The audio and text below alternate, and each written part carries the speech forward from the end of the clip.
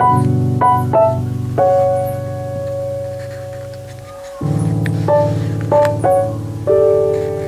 നമസ്കാരം. ഇന്ത്യയൊട്ടുക്കും സ്വാതന്ത്ര്യദിനം ആഘോഷിക്കുകയാണ്.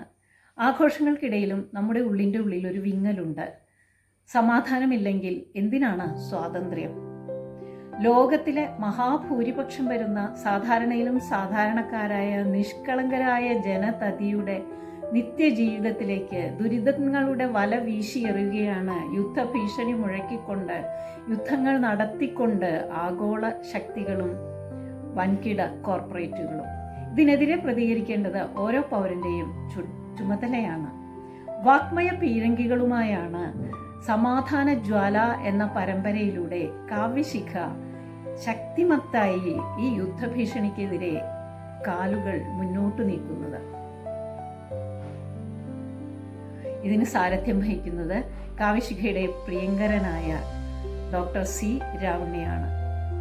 രാവണ്ണേട്ടനു പിന്നിൽ ചുക്കാൻ പിടിച്ചുകൊണ്ട് ചാക്കോടി അന്തിക്കാട് മാഷുണ്ട്.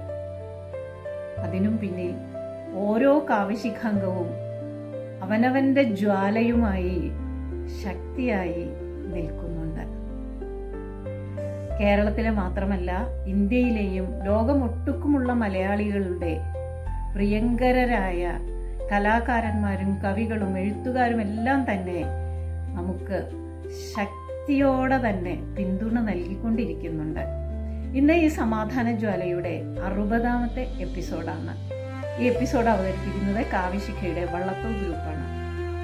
വള്ളത്തോൾ ഗ്രൂപ്പിൻ്റെയും കാവ്യശിഖയുടെയും പ്രിയ കവിയായ ശശി കാട്ടൂരാണ് ഇന്ന് ഈ ചടങ്ങിന് അധ്യക്ഷത വഹിക്കുന്നത്. പ്രിയാനുജനായ ശശിയെ സ്നേഹപൂർവ്വം ഈ ചടങ്ങിലേക്ക് സ്വാഗതം ചെയ്യുന്നു. ഇന്ന് ഈ ചടങ്ങ് ഉദ്ഘാടനം ചെയ്യാൻ എത്തിയിരിക്കുന്നത് മറ്റാരുമല്ല, അഭിമാനപൂർവ്വം പറയട്ടെ, ദേശീയ അവാർഡ് ജേതാവും നാടക സിനിമാ സംവിധായകനുമായ വ്യാരിയുടെ സ്വന്തം സുവീരനാണ്. ഭരത് മുരളി സ്മാരക അവാർഡ്, 6 തവണ അബുദാബി ശക്തി അവാർഡ്, 3 തവണ കേരള സംഗീത നാടക അക്കാദമി അവാർഡ് എന്നിവ നേടിയിട്ടുള്ള ശ്രീ സുവീരനെ സ്നേഹപൂർവ്വം, അഭിമാനപൂർവ്വം, ബഹുമാനപൂർവ്വം ഈ വേദിയിലേക്ക് ക്ഷണിക്കുന്നു. ഇന്നത്തെ നമ്മുടെ ചടങ്ങിന് നന്ദി പറയാൻ എത്തിയിരിക്കുന്നത് വള്ളത്തോൾ ഗ്രൂപ്പിലെയും കാവ്യശിഖയിലെയും പ്രിയങ്കരിയായ സിന്ധു ഭദ്രയാണ്. സിന്ധു ഭദ്ര ഗ്രൂപ്പിലെത്തിയിട്ട് അധികം കാലമായിട്ടില്ലെങ്കിലും ചെറിയ കാലയളവിൽ തന്നെ തൻ്റേതായൊരു പ്രതിബിംബം ഈ ഗ്രൂപ്പിൽ ഉണ്ടാക്കുവാൻ സിന്ധു ഭദ്രയ്ക്കായിട്ടുണ്ട്. എൻ്റെ അനുജത്തിയെ സസ്നേഹം ഈ വേദിയിലേക്ക് സ്വാഗതം ചെയ്യുന്നു. കൂടാതെ ഈ എപ്പിസോഡ് കണ്ടുകൊണ്ടിരിക്കുന്ന, ഇനിയും കാണാനിരിക്കുന്ന ലോകമെമ്പാടുമുള്ള മലയാളികളെ വീണ്ടും വീണ്ടും സ്വാഗതം ചെയ്യുന്നു. വള്ളത്തോൾ ഗ്രൂപ്പിൻ്റെ നേതാവായ ഗീതയെയും ഔപചാരികമായി സ്വാഗതം ചെയ്തുകൊണ്ട് ഞാൻ എൻ്റെ വാക്കുകൾ അവസാനിപ്പിക്കുന്നു. നന്ദി. പ്രിയമുള്ള കാവ്യശിഖ സുഹൃത്തുക്കളെ,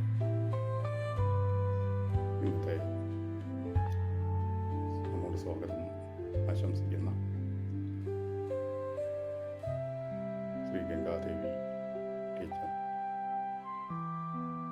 ഇന്നത്തെ നമ്മുടെ ഉദ്ഘാടകനായി സന്നിഹിതനായിരിക്കുന്ന പ്രശസ്ത സിനിമാ നാടക സംവിധായകനും പ്രവർത്തകനും സാംസ്കാരിക പ്രവർത്തകനുമൊക്കെയായ ശ്രീ സുവീരൻ, കാവ്യശിഖയുടെ യുദ്ധവിരുദ്ധ കവിതാ ഭാഗങ്ങളുടെ 60ാം ലക്കം ഈ ഓഗസ്റ്റ് 17 ഇത് അവസാനിക്കുന്നതായി പ്രഖ്യാപിക്കുകയും ചെയ്തിട്ടുള്ള ഈ വേളയിൽ യുദ്ധവിരുദ്ധ ചേരിയിൽ നിന്നുകൊണ്ട് കവിതകൾ എഴുതുകയും ആലപിക്കുകയും പങ്കുവയ്ക്കുകയും ഒക്കെ ചെയ്ത നിരവധി സുഹൃത്തുക്കളെയും നിരവധി കവിതാ ആസ്വാദകരെയും എല്ലാം നമ്മൾ കാവ്യശിഖയിലൂടെ ഈ കാലയളവിൽ കാണുകയുണ്ടായി. യുദ്ധം ലോകത്ത് ഒരു കാലത്തും ഒരു മനുഷ്യനും ഒരു സമൂഹത്തിനും സമാധാനം പങ്കുവയ്ക്കുകയോ മുന്നോട്ടുള്ള പ്രയാണത്തിന് നന്മകൾ നിർവഹിക്കുകയോ ചെയ്തിട്ടില്ല എന്നുള്ളത് കാലത്തെയും ചരിത്രം പരിശോധിച്ചാൽ നമുക്കറിയാവുന്ന ഒരു കാര്യമാണ്.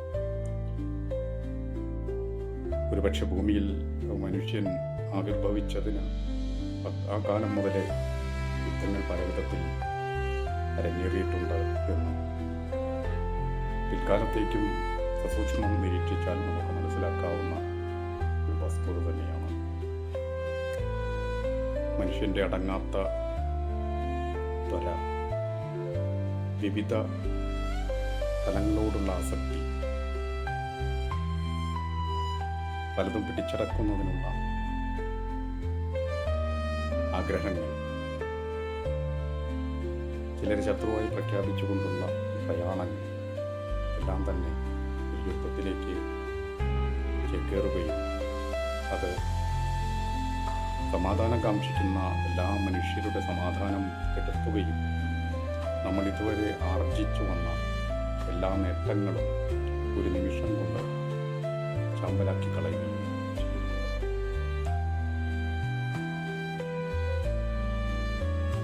യുദ്ധത്തിൽ എപ്പോഴും അതിൻ്റെ ഇരകളായിത്തീരുന്നത്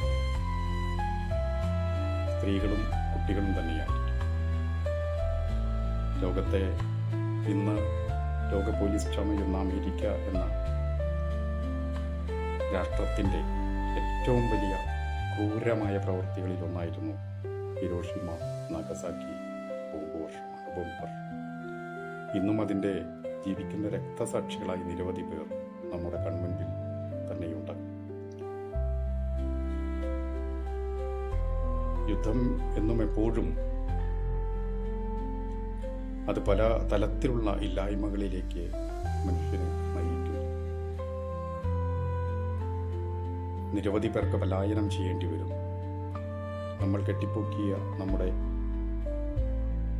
ഭവനങ്ങൾ, സ്കൂളുകൾ, ആസ്പത്രികൾ എന്നുവേണ്ട സർവ്വതും ഇല്ലാതാകുകയും വീണ്ടും നൂറ്റാണ്ടുകളോളം അത് പടുത്തുയർത്താൻ പണിപ്പെടുകയും ചെയ്യേണ്ടി വരുന്നു എന്നുള്ളതാണ് യുദ്ധത്തിൻ്റെ ശേഷിപ്പുകളായി നമുക്കെപ്പോഴും കാണുവാൻ കഴിയുന്നത്.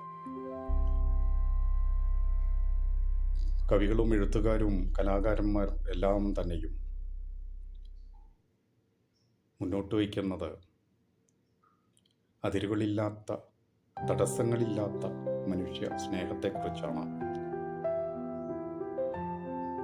നമ്മുടെ മഹാനായ ടാഗോർ വരെ വിശ്വസ്നേഹത്തെക്കുറിച്ച് നിരന്തരം എഴുതുകയും അതിനെപ്പറ്റി സംസാരിക്കുകയും എന്തായിരിക്കും രാജ്യസ്നേഹം എന്നുള്ളത് ധ്വനിപ്പിക്കുകയും ചെയ്തിട്ടുണ്ട് പലതരത്തിൽ, പല കവിതകളിലൂടെ. അതിനുശേഷം വന്നിട്ടുള്ള എല്ലാ കവികളും തന്നെ അതിലൂന്നിപ്പറയുകയും മനുഷ്യനെക്കാലവും കൈക്കൊള്ളേണ്ട ജാതി, മത, വർഗ, വർണ്ണഭേദങ്ങൾക്കപ്പുറത്ത് നിരന്തരം കത്തുവയ്ക്കേണ്ട മനുഷ്യ സ്നേഹത്തെക്കുറിച്ച് സംവദിക്കുകയും ചെയ്തുകൊണ്ടിരിക്കുന്നു. ഇക്കഴിഞ്ഞ കാലയളവിലുണ്ടായ നമ്മുടെ എല്ലാ കവികളും അവർ എഴുതി വെച്ച ഓരോ കവിതകളും തന്നെ അത്തരത്തിലുള്ള മനുഷ്യസ്നേഹം ഇനിയും ഉണർന്ന ഒരു വസന്തമായി തീരേണ്ടതിനെ കുറിച്ചാണ് പറഞ്ഞു വയ്ക്കുന്നത്. അതിൽ പങ്കുചേർന്ന ഓരോ കവികളെയും അഭിനന്ദിക്കുന്നതോടൊപ്പം കാവ്യശിഖയുടെ ഈ ഇത്ര വലിയ ഒരു ഉദ്യമം ഇവിടം വരെ എത്തിക്കുവാൻ കഴിഞ്ഞ അത് പങ്കെടുത്ത ഓരോരുത്തരോടും യഥാർത്ഥതയും ഇനിയും തുടർന്നും നമുക്കിത്തരം കാര്യങ്ങളുമായി തന്നെ ഈ ലോകത്ത് പടർന്നു കയറേണ്ടതുണ്ട് എന്ന് ഓർമ്മിപ്പിച്ചുകൊണ്ട് ഈ ഇന്നത്തെ ഈ ചടങ്ങിന് ഉദ്ഘാടനം നിർവഹിക്കുവാനായി ആദരണീയനായ സുവീരനെ ക്ഷണിച്ചുകൊണ്ട് ഞാൻ എൻ്റെ വാക്കുകൾ ഉപസംഹരിക്കുന്നു. എല്ലാവർക്കും അഭിവാദ്യങ്ങൾ, സ്നേഹം. എല്ലാവർക്കും നമസ്കാരം. സമാധാനജാലയുടെ ഇന്നത്തെ ഉദ്ഘാടന ചടങ്ങാണ്. ആഗസ്റ്റ് 15 ഇന്ന് എൻ്റെ അമ്മ മരിച്ച ദിവസമാണ്. അത് സ്വാതന്ത്ര്യം കിട്ടിയ ദിനം കൂടിയാണെന്നുള്ളതിൻ്റെ ഒരു വൈരുദ്ധ്യം എനിക്ക് വ്യക്തിപരമായി അനുഭവപ്പെടുന്നത് പോലെ ആഗസ്റ്റ് 15 വെറും 15 അല്ല, അത് നമുക്കറിയാം രണ്ടാം ലോക മഹായുദ്ധം അവസാനിപ്പിച്ച ദിവസം കൂടിയാണ്. ആഗസ്റ്റ് 9 നഗസാക്കിയിൽ അവസാനത്തെ ബോംബ് വീഴുന്നതാണ്. അതിനുശേഷം ജപ്പാൻ യുദ്ധം തോൽക്കുകയും കീഴടങ്ങുകയും 14 രാത്രി യുദ്ധം മതിയാക്കുകയും 15 ഔദ്യോഗികമായിട്ട് തീരുമാനമാകുകയും ആ സ്മരണാർത്ഥമാണ് യഥാർത്ഥത്തിൽ നമ്മുടെ സ്വാതന്ത്ര്യ ദിനം 15 തിരഞ്ഞെടുക്കാനുള്ള ഒരു കാരണം കൂടി.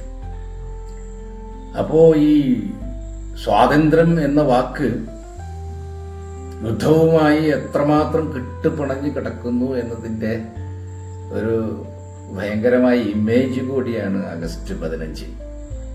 ഈ അടുത്ത കാലത്ത് നമ്മളെല്ലാം പ്രതീക്ഷിച്ച ഒരു വിപത്തായിരുന്നു. ഇന്ത്യ പാകിസ്ഥാൻ വാർ വരാൻ പോവുകയാണ്. അത് ലോകമെമ്പാടും അതിനെപ്പറ്റി ചർച്ച ചെയ്യുക, ആളുകളൊക്കെ കാത്തിരിക്കുകയും, എന്നാൽ ആ യുദ്ധം ഉണ്ടായില്ല.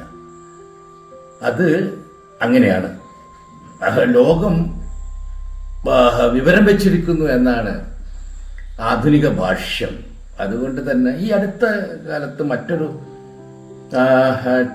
ചാനലിൽ ഒരു മൈത്രേയൻ്റെ ഒരു സംഭാഷണം ഞാൻ ഓർക്കുകയാണ്. ഹഷ്മിയുമായുള്ള ഒരു ചർച്ചയിൽ മൈത്രേയൻ മുന്നോട്ട് വെക്കുന്ന ഒരു ആധുനിക ഭാഷ്യമുണ്ട്. അതിരുകളില്ലാതാവുന്നതിനെ കുറിച്ച്, അതുപോലെ യുദ്ധം ഇനി അത്രമേൽ കൊടുമ്പിരിക്കൊള്ളില്ല എന്നും ഭാവി പിന്മാറലാണെന്നും ലോകം മനുഷ്യരായിത്തീരുന്നതിൻ്റെ സംഗതിയാണെന്നൊക്കെ പറഞ്ഞുകൊണ്ട് അഷ്മിക്ക് മാത്രം മനസ്സിലാവാത്ത ആ ലളിതമായ അദ്ദേഹത്തിൻ്റെ ആധുനിക കാഴ്ചപ്പാട് പക്ഷേ നാട്ടുകാർക്ക് കണ്ടവർക്കെല്ലാം മനസ്സിലായിട്ടുണ്ടായിരുന്നു. ഈ ആധിപത്യം അല്ലെങ്കിൽ സംഘർഷം എന്നിവ കൊണ്ടല്ല ഒരു രാഷ്ട്രത്തിൻ്റെ സുരക്ഷ സ്ഥാപിക്കേണ്ടത്, അല്ലെങ്കിൽ താല്പര്യങ്ങൾ പങ്കിട്ടും കൂട്ടായി പ്രവർത്തിച്ചും ആണ് സുരക്ഷയുണ്ടാക്കേണ്ടത് എന്നുള്ളത് ആധുനിക കാലത്തെ ഒരു ലോക ചിന്തയാണ്. ബോർഡർലെസ് എന്ന് പറയുന്നത്, അതിരുകളില്ലാത്ത അതിൻ്റെ ഒരു ഐഡിയോളജി ആഗോള സുരക്ഷാ ഭീഷണിയെയാണ് അഡ്രസ് ചെയ്യുന്നത്. അത് കാലാവസ്ഥ വ്യതിയാനം അല്ലെങ്കിൽ പാൻഡമിക്, നമ്മുടെ കോവിഡൊക്കെ വന്ന കാലത്ത് നമ്മൾ കണ്ടതാണല്ലോ. അല്ലെങ്കിൽ ഇക്കണോമിക്കലായിട്ടുള്ള ഒരു സ്റ്റെബിലിറ്റി, ഇതേ സംബന്ധിച്ചൊക്കെയുള്ള ഒരു കാഴ്ചപ്പാടാണ് ബോർഡർലെസ് ആയി തീരുമ്പോൾ ഉണ്ടാകുന്നത്. ഇങ്ങനെയുള്ള ആഗോള വെല്ലുവിളിക്കൊക്കെ, അതായത് പാൻഡമിക് ആയാലും കാലാവസ്ഥ വ്യതിയാനങ്ങളായാലും എക്കണോമിക് ബാലൻസിന്റെ കാര്യമായാലും ഒക്കെയുള്ള ആഗോള വെല്ലുവിളികൾക്ക് ആഗോള പരിഹാരം തന്നെ വേണ്ടതുണ്ട് എന്നുള്ളതാണ്. ദേശീയതയാണല്ലോ, അല്ലെങ്കിൽ രാഷ്ട്രബോധമാണല്ലോ നമുക്ക് സുരക്ഷാബോധം വേണം മറ്റൊരു രാജ്യവുമായിട്ട് എന്ന് പറയുന്ന തരത്തിലുള്ള ആ ഒരു ആലോചനയിൽ നിന്ന് കൂടുതൽ സംഘർഷങ്ങൾ ഉണ്ടാവുകയും അല്ലെങ്കിൽ കൂടുതൽ സൈനികവൽക്കരണം ഉണ്ടാവുകയും മാത്രമേ ഒരു പക്ഷേ ഈ ദേശീയ ബോധത്തിൽ നിന്ന് അല്ലെങ്കിൽ ദേശീയ സുരക്ഷാ ബോധത്തിൽ നിന്ന് നമ്മൾ ആർജിക്കുകയുള്ളൂ എന്നാണ് പൊതുവെ ആധുനികമായ ഒരു ഭാഷ. അതിർത്തികൾ സെപ്പറേഷൻ അല്ല, അതിർത്തികളുടെ അർത്ഥം സെപ്പറേറ്റ് ചെയ്യുക എന്നല്ല, പകരം ആശയവിനിമയത്തിന്റെയും സഹകരണത്തിന്റെയും മേഖലകളാക്കുന്നതിന്റെ സാധ്യത കണ്ടെത്തുന്ന ഒരു വരയായിട്ട് കാണണം എന്നുള്ള. ഒപ്പം അത് ഒരുപക്ഷെ കൾച്ചറലായിട്ടുള്ള ഒരു എക്സ്ചേഞ്ച് അല്ലെങ്കിൽ എക്കണോമിക്കലായിട്ടുള്ള ഒരു പരസ്പരം ആശ്രയിക്കുന്ന ഒരു ഇടമായിട്ട് ആ ബോർഡറിനെ കാണുക എന്നുള്ളതാണ് എന്താ പറയുക ഈ പുതിയ ബോർഡർലെസ് ഐഡിയോളജിയുടെ അടിസ്ഥാന തത്വം എന്ന് പറയുന്നത്. ഈ മത്സരത്തെക്കാൾ സഹകരണം അല്ലെ പരിഹാരങ്ങൾക്ക് എന്താ ചെയ്യേണ്ടതെന്ന് പറഞ്ഞാൽ പങ്കാളിത്തം ഇടുക, പരിഹാരങ്ങൾക്ക് പങ്കാളിത്തം, അങ്ങനെയൊക്കെ ഉള്ള ഒരു തരം ആധുനികമായ, അല്ലെങ്കിൽ പറഞ്ഞ യുദ്ധ വിരുദ്ധ എന്ന് പറയുമ്പോൾ അങ്ങനെയൊക്കെയാണ് വാക്കുകൾ അവിടെ ചേർത്ത് വെക്കാൻ പറ്റുന്നത്. ഈ ദേശീയ അതിർത്തികൾക്കപ്പുറം നമ്മുടെ ഒരു ലോക പൗരന്മാരായിട്ട് സ്വയം കാണാൻ കഴിയുമ്പോഴേ നമ്മൾ യഥാർത്ഥത്തിൽ ആധുനികരാവുന്നുള്ളൂ, അല്ലെങ്കിൽ വിരുദ്ധമായിട്ടല്ല, യുദ്ധത്തിനെതിരായിട്ട് സംസാരിക്കുന്ന ആളുകളായി തീരുന്നുള്ളൂ എന്ന് മാത്രം പറഞ്ഞുകൊണ്ട് ഇന്നത്തെ സമാധാന ജ്വാല ഞാൻ ഉദ്ഘാടനം ചെയ്തതായിട്ട് പ്രഖ്യാപിക്കുന്നു. നന്ദി. പ്രിയപ്പെട്ടവരെ, എല്ലാവർക്കും നമസ്കാരം. ഞാൻ സിന്ധു ഭദ്ര. സ്വാതന്ത്ര്യത്തിൻ്റെ 79ാം വാർഷിക ദിനം ആഘോഷിക്കുന്ന ഈ ദിനത്തിൽ പ്രിയപ്പെട്ടവർക്ക് എല്ലാവർക്കും എൻ്റെ ഹൃദയം നിറഞ്ഞ സ്വാതന്ത്ര്യ ദിനാശംസകൾ നേരുകയാണ്. കാവിശികയുടെ നേതൃത്വത്തിൽ സംഘടിപ്പിക്കുന്ന യുദ്ധത്തിനെതിരെയുള്ള സമാധാന ജാലയുടെ 60ാം ദിനത്തിൽ നന്ദി പറയുകയാണ് എൻ്റെ കർത്തവ്യം. ഇന്നത്തെ പരിപാടിക്ക് സ്വാഗതം പറഞ്ഞത് ഗംഗാദേവി ടീച്ചറാണ്. ടീച്ചർക്ക് വളരെയധികം സ്നേഹത്തോടു കൂടി നന്ദി അറിയിക്കുകയാണ്. നമ്മുടെ ഇന്നത്തെ ഈ പരിപാടി ഉദ്ഘാടനം ചെയ്ത് സംസാരിച്ചത് പ്രിയപ്പെട്ട സുവീരൻ മാഷാണ്. മാഷിനും കാവിശികയുടെ പേരിലും എൻ്റെ പേരിലും ഹൃദയം നിറഞ്ഞ നന്ദി അറിയിക്കുകയാണ്. ഇന്നത്തെ ഈ പരിപാടിയുടെ അധ്യക്ഷൻ പ്രിയപ്പെട്ട ശശി കാട്ടൂർ മാഷായിരുന്നു. മാഷിനും കാവിശികയുടെ പേരിലും സമാധാന ജ്വാലയുടെ പേരിലും നന്ദി അറിയിക്കുന്നു. ഇന്നത്തെ ഈ സമാധാന ജ്വാല തിരിതെളിയിക്കാൻ വേണ്ടി ഇതിൽ അണിചേർന്ന എല്ലാ പ്രിയപ്പെട്ടവർക്കും എൻ്റെ ഹൃദയം നിറഞ്ഞ നന്ദി അറിയിക്കുകയാണ്. കാവിശികയുടെ പേരിലും സമാധാന ജ്വാലയുടെ പേരിലും നന്ദി അറിയിക്കുന്നു. എല്ലാവർക്കും ഒരിക്കൽ കൂടി സ്വാതന്ത്ര്യ ദിനാശംസകൾ നേർന്നുകൊണ്ടിരിക്കുന്നു. നന്ദി, നമസ്കാരം.